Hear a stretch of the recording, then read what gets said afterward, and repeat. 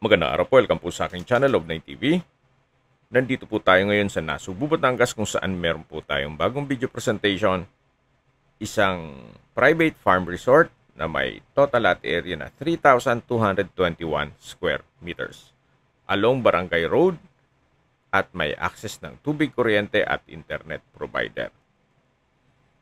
Dito po sa loob ng property ay meron pong rest house, guest house, swimming pool, fish pond, at farm lot.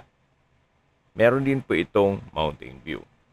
Napakatahimik po ng lugar, sariwang hangin, at sa klima naman po, banayad lang, hindi naman siya ganun kainit at hindi naman ganun kalamig.